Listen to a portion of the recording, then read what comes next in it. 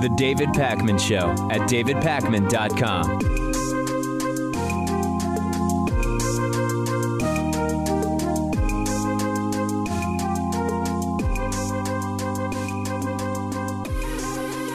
So we have yet another one of these just absolutely disastrous interviews that Donald Trump agreed to do, this one with the Wall Street Journal. And if you recall, like over the last year to year and a half, these sort of longer form interviews with newspapers have been the absolute worst for Trump in a sense. The long form newspaper interviews are good for Trump in that the average Trumpist is not really going to actually read through a transcript from an hour interview. So when Trump says something insane, harebrained, and stupid, it might get less attention. But in terms of figuring out just how incompetent the guy is, these longer form newspaper interviews aren't particularly good for Trump. And also it's like a time limit issue, right? With these TV interviews that Trump does, at some point, you're going to hit a time limit, and that can prevent some of the absolutely horrible diversions that Trump takes, where often are where he says the craziest things. But in the past, the longer interviews with the New York Times that he did, the one he did with the Washington Post, they're just absolutely terrible. And he did one with the Wall Street Journal, and it was truly so bad that he and the White House straight up denied things that he said. But fortunately for the Wall Street Journal, and later in the show, I'll suggest that really everybody who talks to Trump should be doing this, the Wall Street Journal recorded the interview and released the audio. And we'll get to the specifics of that a little bit later. And this is where the problem comes in. Donald Trump made so many outlandish and untrue and fallacious and disgraceful statements in this interview that no one statement is really going to get that much attention. And the entire thing sort of becomes normalized and explained away as, oh, it's Trump being Trump. It's Trump being an unorthodox president, or whatever catchphrases the right likes to use. Trump in this interview talked about everything from free trade to Democrats to the economy, foreign policy, Japan, the Mexican wall were discussed, all the way to and including North Korea, and none of it really made any sense. Nothing that Trump said was even remotely indicative of someone who even is slightly connected to the real world, but increasingly it sort of doesn't matter because it's become completely normalized. And then we get to that last one that I mentioned, North Korea. That's become the source of a lot of controversy around this interview. In the original interview transcript that the Wall Street Journal published, the Wall Street Journal quoted Trump as saying, "I probably have a very good relationship with Kim Jong-un. I have relationships with people. I think you people are surprised." Immediately, this blows up. Wait, what do you mean? Trump probably has a good relationship with the North Korean dictator? We didn't really know that they had a relationship. And what does probably mean? Doesn't Trump know whether he has a relationship with a world leader or not, particularly someone like Kim Jong-un? And what is that relationship like? You'd think Trump would know with certitude what that is. Trump went nuts and said that the News Corporation-owned Wall Street Journal is obviously fake news. On no other platform than Twitter would he say that. Quote, "The Wall Street Journal stated falsely that I said to them I have a good relationship with Kim Jong-un of North Korea. Obviously, I didn't say that. I said I'd have a good relationship with Kim Jong-un." A big difference. Fortunately, we now record conversations with reporters, and they knew exactly what I said and meant. They just wanted a story. Fake news. So the Wall Street Journal came back after numerous demands for a correction, and they said, no, we're not correcting it. Our transcript is correct, and here's the audio. They tweeted out, quote, "We have reviewed the audio from our interview with President Trump, as well as the transcript provided by an external service, and stand by what we reported. Here is audio of the portion that the White House disputes." So let's listen to the clip together and see what we are able to hear about this bit of the interview. With that being said, President Xi has been extremely generous with what he said. I like him a lot. I have a great relationship with him. As you know, I have a great relationship with Prime Minister Abe, Japan. And I'd probably have a very good relationship with Kim Jong-un of North Korea. I have relationships with people. I think you people are surprised. There is absolutely zero doubt that Trump said, I probably have, not I'd probably have, period. Let's listen to it one more time, just that piece, to be sure. With that being said, President Xi has been extremely generous with what he said. I like him a lot. I have a great relationship with him. As you know, I have a great relationship with Prime Minister Abe, Japan. And I'd probably have a very good relationship with Kim Jong-un of North Korea. Right. I have relationships with people. I think you people are surprised. So let's evaluate this in pieces. Number one, Trump is denying a recorded quote, right? He's saying the recorded quote is not accurate. This is basically the epitome of gaslighting, right? Or of lying or of propaganda, because in order to believe Trump, you have to believe that, I don't know, that the Wall Street Journal doctored it in some way, that that's not really Trump or something, right? The quote is recorded. It's crystal clear. Trump said, I probably have a good relationship with Kim Jong-un. The second part is that, as usual, the White House is denying these things in a way that causes more controversy and is more divisive and is reminiscent of the world that exists actually in Aldous Huxley's book, A Brave New World. Now, what do I mean by that? Well, if the White House came out and said, what Trump meant to say is he would have a good relationship with Kim Jong-un if given the opportunity, that would be better for geopolitical circumstances for Trump to have that relationship, whether it's true or not. That would reduce the controversy. Oh, the president misspoke. All right. He doesn't have a relationship with Kim Jong-un. He's not claiming he has a relationship with Kim Jong-un. He just misspoke. Ends the story. Instead, they say, no, the Wall Street Journal is fake news. It's a lie. The recording comes out. It proves the transcript is 100% accurate. And now his supporters are back in cognitive dissonance mode. We can't not believe Trump, but the audio sounds like the Wall Street Journal is right. Well, maybe they doctored it. We can't believe them. They're trying to take down Trump, which is, of course, at its face absurd.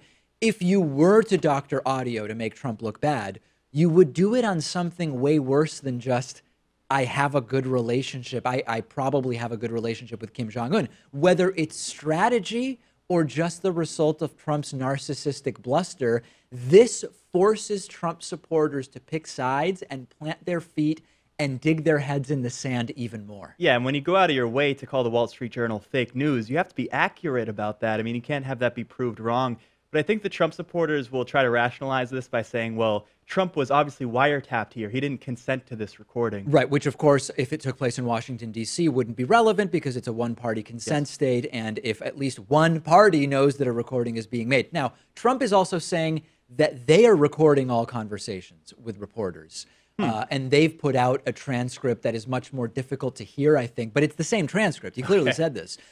It's just stunning. But the cognitive dissonance that this causes is part of why I've been saying Trump could be reelected with sub 30% approval, hypothetically. We worked out the numbers, and it could happen, which is why we need to vote. Every single one of these stories gets me to that point. We need to vote. Let's talk about net neutrality. I came to you on December 19th of 2017. It feels like so long ago, but it was not even a month ago. And I told you, the Senate's going to vote on restoring net neutrality. Chuck Schumer and a couple of others in the Senate are going to sponsor it, but are they going to be able to get anybody else to jump on board? And then January 9th, I came to you and I said, hey, that bill to reverse the net neutrality repeal now has 30 sponsors, but can they get more? Can they even get enough to get to 50 votes or 51 votes in the Senate? Well, the Washington Post, as of this morning, is reporting that according to top Democrats yesterday, 50 senators have now endorsed a measure called the Congressional Review Act to override the recent repeal of Obama-era net neutrality regulation. So what this means is that they need just one more Republican to come over to their side to get 51 votes. Right now, they've got 49 Democrats, all 49 Democrats in the Senate, plus Susan Collins from Maine. She is one of the 5 or so Republicans that on some issues will sometimes vote with Democrats. Great news, right? Why is this bad? Well, no, it's obviously very good. You get one more vote, and then it passes the Senate, and then it fails in the House, or if it somehow passes the House, which it won't, it will be vetoed by Donald Trump, who would need to sign it for it to take effect.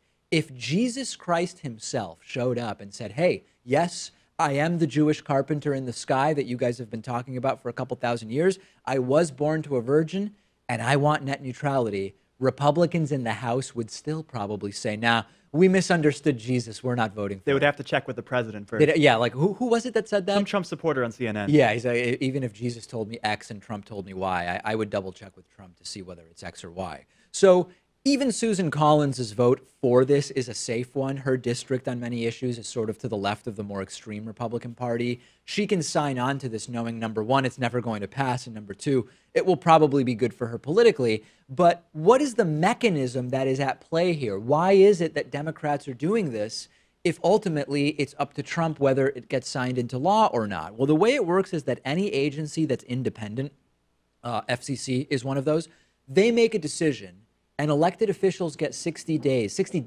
legislative days, I believe it is, where they can reverse the decision under the Congressional Review Act. That's what they're trying to do. But if it's not going to pass, what is the point of this? I've been talking to you about it now for 3 weeks, nearly a month. But if it's not going to pass, what's the point? The point is, make this a campaign issue for 2018 and maybe even 2020. Overwhelmingly, the American public supports net neutrality provisions. Force Republicans to defend when they're up for re-election in 2018 or 2020. Force them to defend not voting in support of those popular net neutrality provisions. Make it possible for Democrats to run against Republicans on this and to also run on having supported, I guess we would call it, repealing the repeal of net neutrality. There is one real way, if you want solutions and you want them now, to force Trump's hand on this. And you know what it is, Pat. I've been saying it for a while. We've got to take control of the House and Senate in 2018. And then that's how we might actually be able to force Trump's hands on this. But this is actually one of the top issues that shows that our system just isn't working. American voters say net neutrality is not controversial. We want it. Even Republican voters generally want net neutrality unless they've been brainwashed by the corporate talking points. The country wants net neutrality. Our elected officials seem split almost exactly 50-50 on this. Wait a second. I thought they represented us, Pat. I thought they represented the constituents. No. How can you have such agreement on an issue among voters, which is really rare in American politics, and then among our elected officials, it's a 50-50 partisan split? Well, I do think it will pass the Senate, but just barely. And I think the good that comes out of that is then you have a conversation about if it could pass the House and if it could be passed by the president. And then maybe we'll have a reporter ask Trump what his opinion on net neutrality is. And I'd like to hear that. Get him on record saying that he's opposed to it or taking the FCC's side in some way. And that'll alienate his supporters. He's basically said that he's against it, but he doesn't really know what it is. He said that it's the fairness doctrine and he's against it. Like a total misunderstanding of what it is. Okay, so I actually do think, generally I'm against, would we call this a political stunt? I mean, it's kind of a stunt in a sense, but it actually might lead to passage in the Senate. Generally, I'm against wasting taxpayer money for these doomed to fail ideas, but there might actually be a greater good here, which is that it could be used in 2018 successfully. I think that if it can pass one side of Congress, it's not doomed to fail, then it's well worth it. Fair You're enough. halfway there. Fair enough. You are in a sense, even if you're going to be way upside down in the House. Send me your thoughts on this. Is this just a waste of taxpayer money? Or is this actually something useful, possibly to, quote, vote them out in 2018? I'm on Twitter at dpacman. The show is on Twitter at David Pacman Show. The David Pacman Show at davidpacman.com.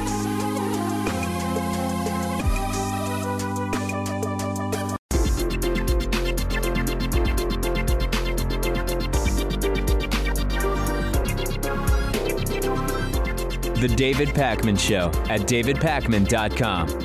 Today's new David Pacman Show member of the day is Howard Galt. Howard, thank you for being a David Pacman Show member. You can join Howard at davidpacman.com/membership. Memberships are a really great thing. I don't know that the membership really sells itself because you've got the extra daily bonus show, the commercial-free audio stream, the commercial-free video stream, and some of those member benefits you can also get through the Patreon platform at patreon.com/David Pacman Show. Both ways that we are self-funding the David Pacman Show. Let's talk about very stable genius Donald Trump. If there's any greater sign of President Trump being the stable genius that he has declared himself to be, it's obviously going to Twitter and calling a senator Dicky, right? Trump is now embroiled in a fight with Democratic Senator Dick Durbin of Illinois. Dick Durbin late last week said, he started a huge controversy, that Donald Trump referred to seemingly Haiti, African, mostly non-white countries as shithole countries. And now we're allowed to say that because Trump said it and we're fine. Everybody's saying it now. CNN is saying it. Everybody's saying it. And basically that those are really bad countries and we don't need more immigrants from there, okay? So Trump, of course, the exemplar of stability, the beacon of genius, self-described, obviously, he took to Twitter and he refuted the claims from Dick Durbin and also from Senator Lindsey Graham, a Republican, who says, yeah, he said it, saying Senator Dicky Durbin totally misrepresented what was said at the DACA meeting. Deals can't get made when there is no trust. Durbin blew DACA and is hurting our, capital M, military. So let's break this down into its component parts. DACA. DACA is an Obama-era program to protect the children of undocumented immigrants. It was, of course, a federal judge last week who blocked Trump from ending DACA, not Dick Durbin or Democrats. And it's always a matter of degree, right? Trump did this thing where he denied having said that, but at the same time, there's no denial that there was tough talk. And Donald Trump in another tweet saying, never said anything derogatory about Haitians other than Haiti is obviously a very poor and troubled country. Never said take them out, made up by Dems. I have a wonderful relationship with Haitians. Probably should record future meetings. Unfortunately, no trust. What's the most likely reality here? That Trump said that these are shithole countries, period, right? I mean, Dick Durbin said it. Lindsey Graham reportedly used the exact same word in quoting Trump during the meeting to tell him that he's wrong about what he's saying. I have no doubt that this was said. That's why in Trump's defense, he's saying that he never said anything negatively about Haitians. Oh, right? Interesting. Referring to the people, not the country itself. And of course, maybe he was just talking about African countries, not Haiti specifically or something like that, right? Depending maybe on he didn't how know where parse Haiti it, was. It's possible. Yeah, that's true. He may not have any idea. Or what Africa is. That's also possible. I mean, didn't Sarah Palin refer to Africa as a country? Why would we assume Trump knows more than Sarah Palin about Africa? Who knows? Senator Lindsey Graham, again, he reportedly quoted Trump and said, you're completely wrong about what you're saying. So what have we learned from this little experiment? Number one, maybe Trump isn't actually a stable genius. If you still were waiting around for evidence that he might not be a stable genius, maybe this is another piece of that. And number two, no one should have a conversation with Trump without recording it, period. And as I alluded to earlier in the show, Washington, D.C. wiretapping law is one-party consent. This means that at least one of the parties to the conversation has to be aware that there is a recording taking place, meaning I can't secretly record a conversation between two other people, but if I'm participating in the conversation, I can record it legally. Now, of course, special rules might apply in the White House. The White House also seems to be making an effort to confiscate phones or prevent recording of conversations. But if I were anyone who's meeting with Trump at all, I would be making damn well sure that I'm recording those conversations. This is just the best. Back when Donald Trump tweeted about how stable and smart he is and how he's not experiencing cognitive decline, I tweeted and also mentioned on the show, when you're the president of the United States and you're actively talking about and trying to convince people that you're both mentally stable and smart, you've sort of already lost, and that's not a good thing. We have another example of where now Donald Trump is insisting that he's not racist, okay? Here's a very short video of after the entire shithole countries comment and a whole bunch of other stuff. Here's Trump insisting he's just not racist at all. Security at the border. We have people pouring in. They don't want security at the border. They don't want to stop drugs. And they want to take money away from our military, which we cannot do. So those are some of the comments the other day, David Carter. Did you see what various senators in the room said about my comments? They were made. No, I'm not a racist. I am the least racist person you have ever interviewed. That I can tell you. I love that. I'm the least racist person that you've ever interviewed. Now, it just so happens the guy he pointed to mostly interviews really racist people. So Trump being the least racist isn't actually that meaningful. Anyway, we have a president who regularly has to try to convince the world that he's not losing his mind, that he's not a racist. And this is the same Trump, by the way, who on the one hand says he's not racist, but he led the charge that Obama was born in Kenya and faked his birth certificate. He got in trouble in the past for not renting apartments to black people in New York City. He said the Central Park Five were guilty, which they weren't. He said a judge whose parents are Mexican needs to resign because he can't possibly be fair on immigration cases. He said that some Nazi protesters in Charlottesville were very fine people and that Mexicans coming to the United States are criminals, rapists, and thugs, although some are probably good people as well. That's the guy who we have no reason whatsoever to suspect might be a little bit racist. And it's such a Trumpian response, too. You can't just say, I'm not a racist. You have to say, I'm the least racist person that you've ever interviewed. Yeah. I don't actually think, by the way, that Trump is necessarily proactively racist. I think Trump is ignorant.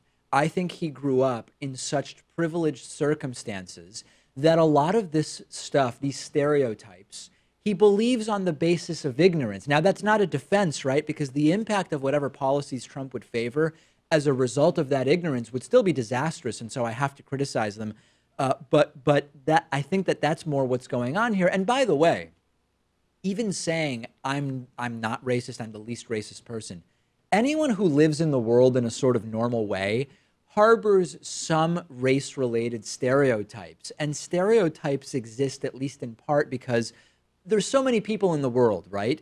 And we have a desire to predict people's behavior, to make the world easier to understand. So you categorize people, right? You categorize people in an attempt to better make sense of the world and to predict what an interaction with a particular person might be like. If someone has this characteristic, it's more likely that they might act in this way or think that way or whatever. Now, it's not a great thing to do and it causes a ton of problems.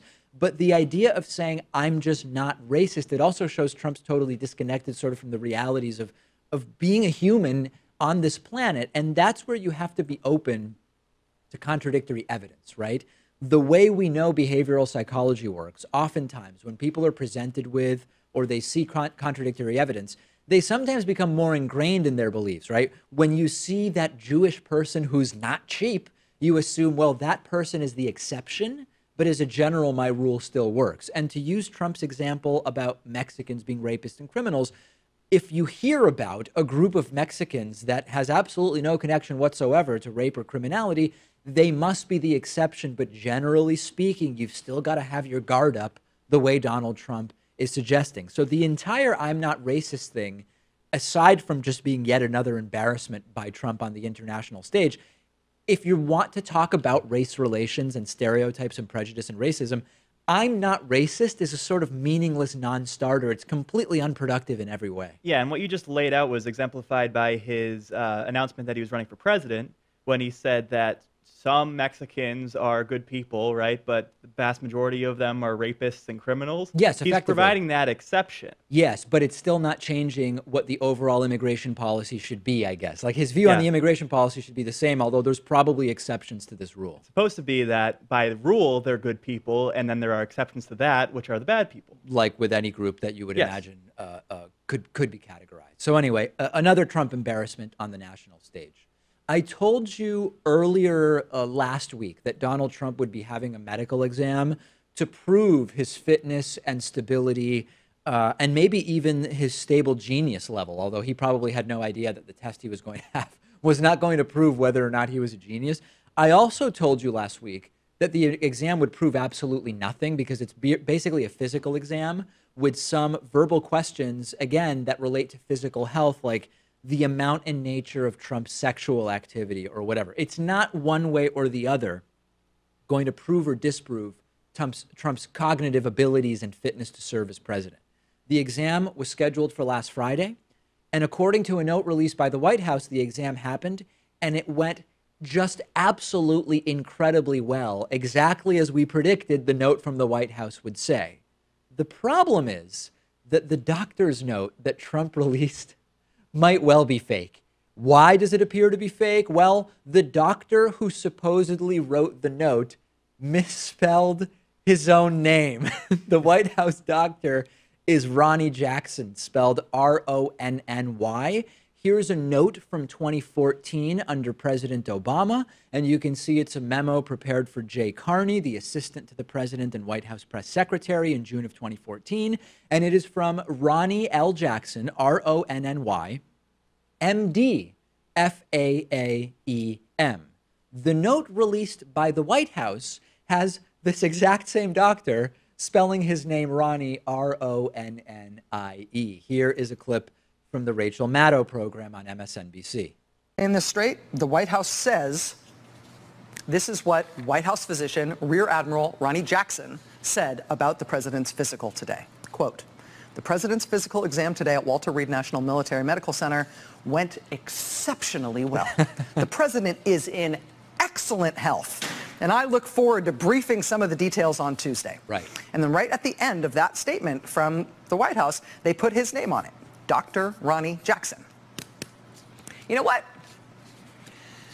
I'm going to go out on a limb here and raise the possibility that this statement was not written by the White House physician, Rear Admiral Dr. Ronny Jackson.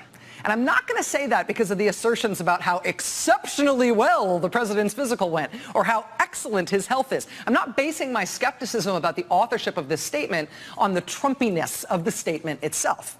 I'm just setting that aside. Now, the reason I think this might not have actually been written by the White House physician, Dr. Ronny Jackson, is because that is not how you spell Ronny Jackson. Either the White House physician today suddenly lost the ability to correctly spell his own name, in which case he shouldn't be anybody's doctor today, let alone the president's. Or, alternatively, the White House put out this statement today as if it was from him. So there is one other possibility, which is that this is a statement from Ronny Jackson, and the statement was copy and pasted, but then someone typed in Ronny Jackson and they misspelled it or something like that. It's also weird because usually Dr. Ronny Jackson spells his name Ronny Jackson MD, not Dr. Ronny Jackson. I actually have a story about this. I once was about to hire someone on the David Pakman Show, and they misspelled their own name in the new hire paperwork, and I immediately rescinded the offer. And this was years ago, and it might seem kind of tough or haphazard, but you know, attention to detail and writing are really important at the David Pakman Show. You know this by now, Pat. And if you misspell your own name, it's kind of over the line for me. I rescinded the offer, and I said, I'm sorry, we're not going to be able to offer you employment. I've heard horror stories about someone who said that they majored in pubic policy instead of public policy. But that's on their a resume. typo, right? Yeah, so it was for your name, but I think that's a little bit more significant. I think it is. And so as far as the exam itself, obviously, as predicted, the exam says Trump is super healthy. And as I predicted, it tells us absolutely nothing about his cognitive state. It tells us nothing about possible dementia related to cognitive decline or cognitive decline related to dementia, rather. No basic information. President Obama's exams would always say height and weight. Trump's weight is definitely a problem if you've ever seen a picture of Donald Trump. It says nothing about which tests were performed. It says nothing about medications that Trump is on. So basically, this exam, not only did it say nothing about Trump's mental health, which was sort of the point of the exam, it really didn't tell us anything about Trump's physical health anyway. And that really gets me to the point that I want to make. And it again has to do, I know it's becoming broken record-like, it has to do with cognitive dissonance among Trumpists. Any reasonable person knows that this test was never meant to be about his actual physical or mental health. It was just a reaction by Trump to allegations made about his cognitive decline. It was just getting something on the record to show I'm fine, right? Even the general claim that this guy is in great health isn't believable. He's in his 70s. He's significantly overweight. He does no exercise. He eats a ton of fast food. There's no way that this is a very healthy, physically healthy individual. And what we then get to is the claim that even if his physical health were good, we're supposed to take this exam as proof that he has no cognitive decline, which again was never even the point of the test to begin with and hasn't even been addressed. The Trumpists don't know what to do. They don't know what to do. And remember that with no evidence, Trump claimed that President Obama wasn't really from the United States and released a fake birth certificate. And a huge contingent of the people that became Trumpists said, I believe Trump. I believe Trump, even though we have no evidence for the birtherism. And now, when we have real reasons to be concerned about Trump's cognitive state, he releases this bogus note, and the Trumpists seem completely unworried. And certainly the Trumpists won't be swayed by this, but I think we have to hear this straight from the horse's mouth, right? Let's see what Ronnie Jackson has to say about it. I hope so. On the one hand, he could say, I don't want to be embroiled in some political battle. Not even. On the other, he's a professional, he's a doctor, and he doesn't want his notes to be faked and forged. I don't think it's either, because he simply cannot disclose anything due to HIPAA laws. It's up to Trump to release it. He cannot comment. Unless, I guess, Trump signed off and said, you're allowed to go speak in the media about my health. And I bet they knew that all along. Yes, of course they did. And that's why exactly I said last week, we will only hear what Trump wants us to hear. Let's take a break. Join our subreddit at davidpakman.com/reddit. The David Pakman Show at davidpakman.com.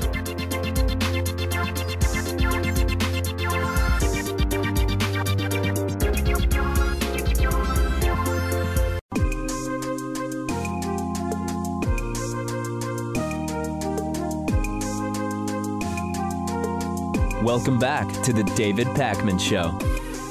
It's great to be joined today by Cody Rosenfield, who's an advocate and independent analyst who's been investigating oil companies that manipulate gasoline and oil prices. He's currently working with the Coalition for Clean Air. Cody, it's great to have you. Let's start sort of basic. I mean, I think that a lot of people generally have this understanding that as the price of oil ebbs and flows on some sort of a delay, the price of gasoline that we put in our cars sort of follows that ebb and flow. Is that true? Is it that simple? How are the prices of oil and gas determined? Well, thank you for having me. That's the right question to start with. Gasoline prices are absolutely tied to oil prices. But what I end up seeing is places with market power problems, places where there are too few oil companies with too much power in the market. That's where it starts to get a little strange. So there will be an increase in oil price, but the gasoline price will jump exceptionally more. Or for example, oil prices will drop and there will be no impact on the gasoline price. So it actually kind of depends on which market you're looking at. But there are many markets in the United States where gasoline prices are almost completely divorced from the oil prices that they're supposed to be related to. To get this part out of the way first, and we'll sort of work up the chain, how much does the local gas station decide in terms of the gasoline price? Is it on the matter of a couple of cents, and basically they've got a small markup on a market that they really don't have any influence on? Or because you know how there are certainly gas stations that are known as always the most expensive or always the cheapest, but how much of that variability is really being determined by the gas station? Well, actually very little. The station owner has very little power to set a price. When you're a gas station owner, especially under a branded contract, so if you own a a Mobil station or a BP station, you have very little ability to choose what your price is. You're given a cost that you're going to pay the oil company to receive gasoline, and you have to stay within a very small boundary of what prices you're allowed to charge, or else the company that's providing you the gasoline will actually start to punish you and charge you higher prices. So most of the actual pricing problems don't come from the stations. They come from the companies selling to the stations. And an important part of this to remember is that the prices that you see that us consumers pay, those are almost completely unregulated. A gas station across the street from you could decide to choose to charge $12 per gallon. It wouldn't work very well, but they could do it. Where the regulations actually kick in are on the wholesale markets and the sales from those oil companies to the gas stations. Good. So let's now dig into the different factors that allow the oil companies to manipulate the prices that they charge and are ultimately paid. Yeah, absolutely. There's a number of ways that it happens, and like I said earlier, it starts mostly with a market power problem. So, for example, in California, we have 4 oil companies that control about 80% of the gasoline in the state. And California is not a market to sneeze at. If you look at gasoline markets of the world, California is the third largest gasoline market after the United States as a whole and then China. Wow. So when we're talking about small increases in gas prices in a place like California, we're talking about essentially the largest regional gasoline market in the world and billions of dollars per month that are being accrued by these oil companies.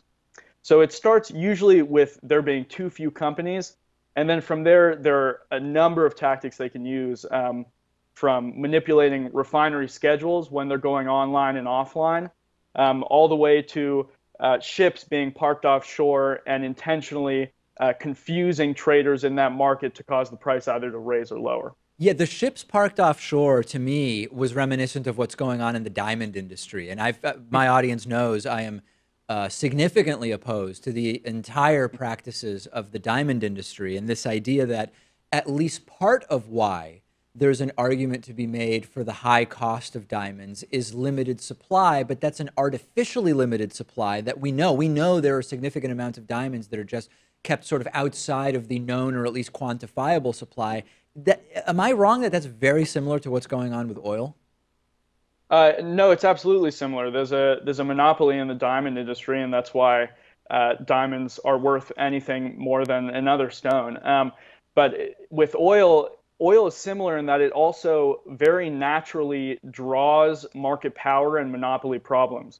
It's not a coincidence that through the history of oil, there's always been some giant player trying to change prices, whether it was Standard Oil or whether it's OPEC today. So just like diamonds, these types of commodities, if you control the infrastructure, you can essentially, it's very hard to stop certain companies from getting too much control and being able to essentially set prices. That's a very good example with the diamond industry. So as far as, let's take an industry like the airline industry, right, that really is directly impacted by the cost of jet fuel, which of course is derived from oil.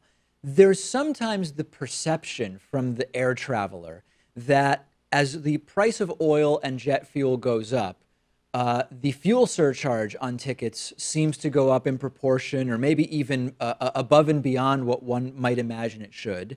But then you never hear about, oh, the cost of the tickets is now coming down because oil prices are down, right? Sort of the idea that as the costs go up, the price of a ticket goes up, but then it never comes back down when the cost of oil goes down. Is that perception accurate, or is it just that it doesn't make headlines when the fuel surcharges are coming down?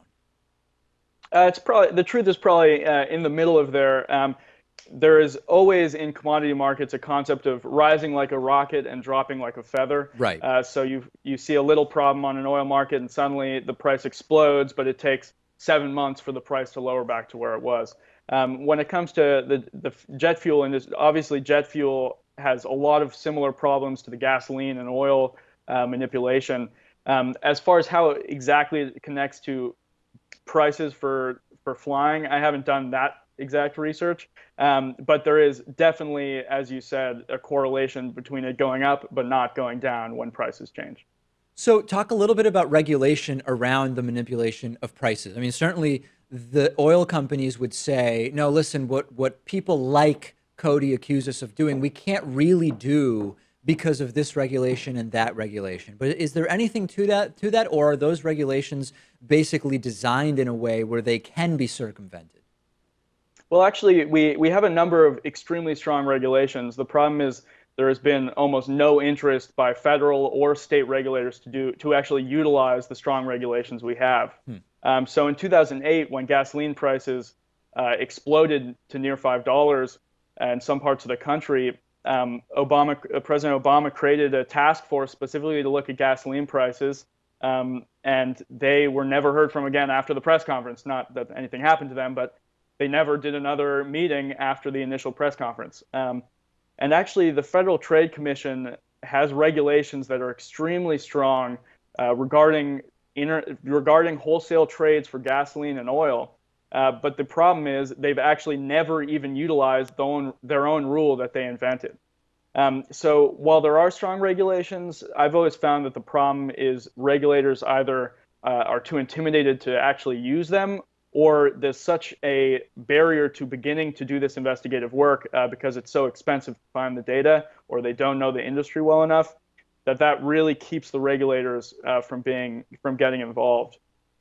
With the election of President Trump, this is another huge problem because federal regulators are the ones that should be really looking at these markets, but they're obviously completely uninterested in doing so. So that's when it kind of turns towards state regulators. And if any attorney general in the United States, any city attorney, any district attorney, or U.S. attorney could essentially try one of these cases because these are very basic commodity laws being violated.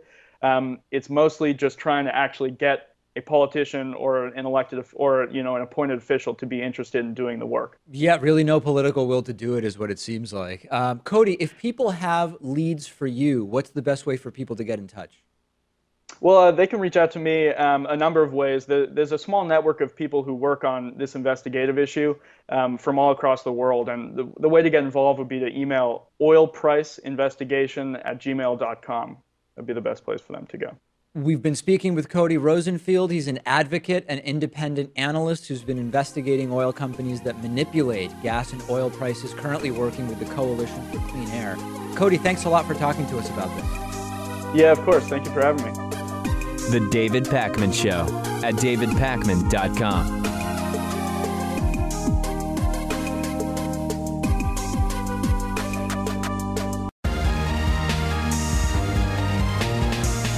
The David Pakman Show at davidpakman.com.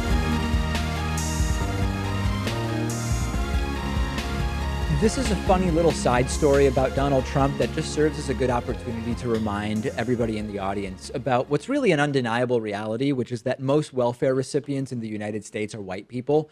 In light of Trump's recent shithole country comments and interrupting a Korean-American intelligence analyst to demand that she tell him where her parents are from, NBC News put together a sort of greatest hits list for Trump, which shows basically that the guy's been insensitive on race for a very, very long time. And one of the most cringeworthy examples from the report is that back in March, Donald Trump invited to the White House members of the Congressional Black Caucus. And Trump started this gong show by asking all the black lawmakers in the room whether they knew Ben Carson, who's the lone black guy on Trump's cabinet, according to two people who were in the room. Trump was reportedly surprised that he had a room full of black people, members of Congress, and none of them knew Ben Carson. Now, that's already funny, right?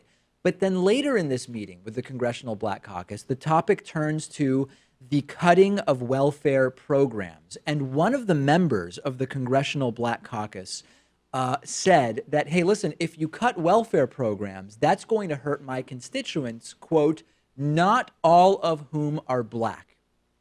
This apparently blew Trump's mind, who then responded by saying, really? Then what are they? So Trump is, yes, he's ignorant and he lacks decorum and he lacks class, but lots of people imagine the welfare recipient of the United States as black or at least not a white person.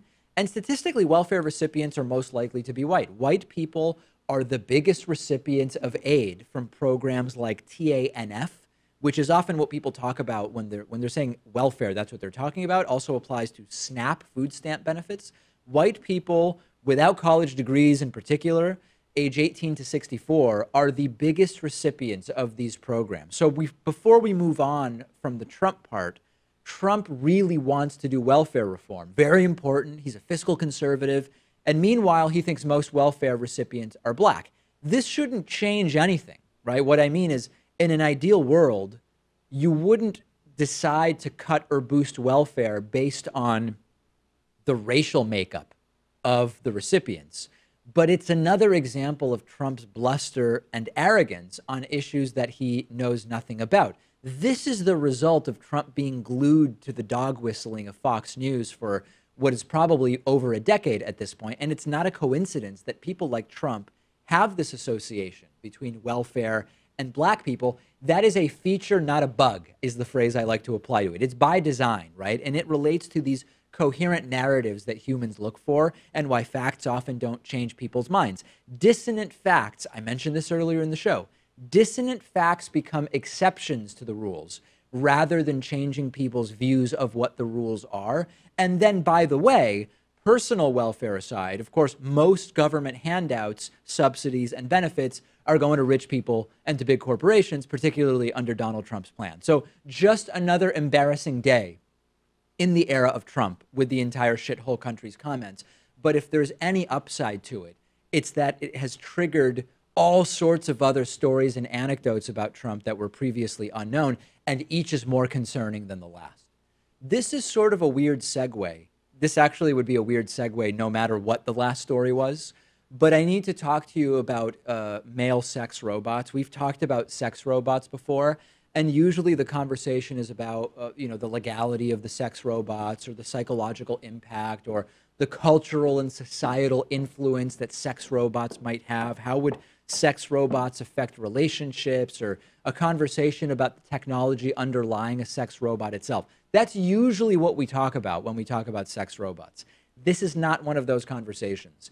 It has been brought to my attention that a male sex robot, soon to be released by a company called Realbotics, looks kind of like me.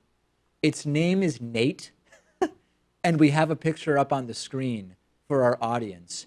And it is pretty damn creepy. And one thing, as we look at the picture, Pat, that was pointed out to me is that the eye color doesn't match. This is a very, very light eye-colored robot, and I agree with that.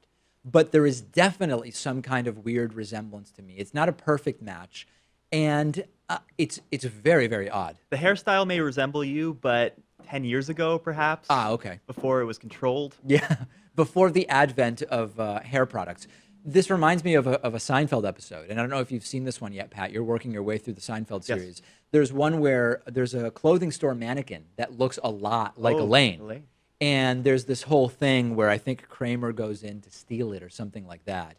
Maybe we can order one of these when it goes on sale, and it could sit at the other chair when we do the wide shot, and it would we would never mention it. Yeah. I would never cut to the thing, but with no explanation whatsoever, there would be a robot that kind of looks like me. The only downside to that would be if we have visitors, it would be a weird thing. They may be a little bit perturbed by such a Yes, they thing. would. But it would be good for when building management comes in to tell us that there will be 6 more weeks of construction, and they see that thing in the background. It might just scare them, and they'll just not bother us anymore. Or they could use it.